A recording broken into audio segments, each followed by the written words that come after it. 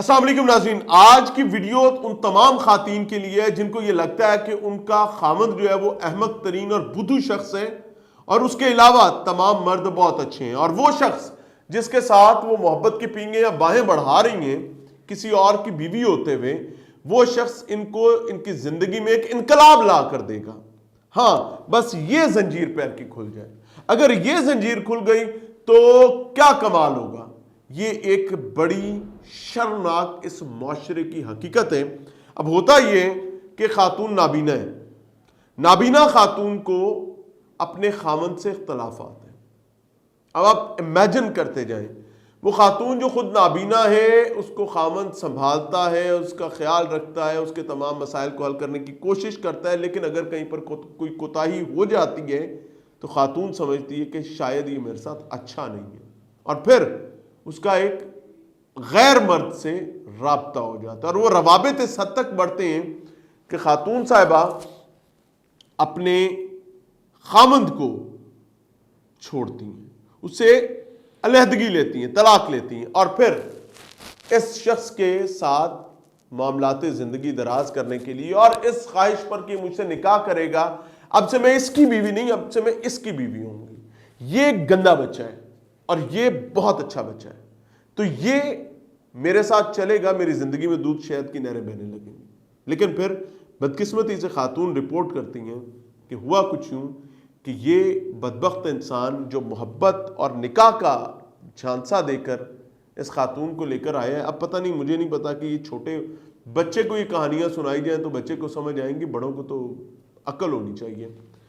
اس کے ساتھ لاہور آتی ہیں، لاہور پہنچ کر وہ شخص اس خاتون سے جو زیور میور وہاں سے خامند کا اٹھا کر لائے ہوتے ہیں یا اپنا لائے ہوتے ہیں، جو بھی چیز پلے ہوتی ہے وہ تمام چیزیں ہڑپ، اور کئی مہینے تک خاتون کو جنسی زیادتی کا نشانہ بناتا رہے۔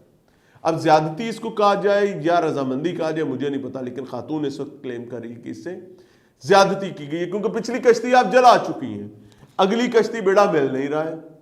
اگلی کشتی جس کے چکر میں آپ نے پچھلی کو آگ لگائی ہے وہ آپ کو پراپر اندر بٹھا نہیں رہا، وہ کہتے ہیں ہاں بس ٹھیک ہے، میرے نال لمک دے رہو، لٹکتے لٹکتے کہیں پہ تیرتے میرتے آؤ۔ اب یہ کہانی سامنے آئی ہے جی، میں آپ کے سامنے رکھ رہا ہوں جی۔ نابینا خاتون کے ساتھ مدد کے بہانے کئی ماہ تک جنسی درندگی کا معاملہ ہے جی، بھیانک کہانی ہے، اور اس میں بھیک منگوانے کی بھی الزامات سامنے آئے ہیں، لیکن خاتون کہتے ہیں جی ملزم تاحال آزاد ہے۔ نکاح کا جھانسا دے کر ملزم نے سابقہ شوہر سے طلاق دلوائی، زیورات اور نقدی بھی چھین لیے، یہ خاتون الزام لگا رہی ہے۔ پنجاب میں انسانیت سوز واقعہ پیش آیا ہے جہاں نابینا خاتون کے ساتھ مدد کے بہانے کئی ماہ تک جنسی زیادتی کیے جانے کے انکشافات ہوئے ہیں، ساتھ ساتھ بھیک بھی منگوائی جاتی رہی ہے۔ خاتون نے اپنے بیان میں بتایا ہے کہ ملزم نے اس کی مدد کے بہانے کئی ماہ تک جنسی زیادتی کا نشانہ بنایا۔ اب یہ چیزیں رپورٹ کر کر کے مجھے بھی سمجھ نہیں آتی کہ یہ مدد کے بہانے جنسی زیادتی کیسے ہو جاتی ہے۔ علمان الحفیظ ملزم اسے بہلا پھسلا کر لاہور لے گیا، جہاں نہ صرف جنسی زیادتی کرتا رہا بلکہ زبردستی بھیک منگواتا رہا، اس کی کمائی بھی ہڑپ کرتا رہا۔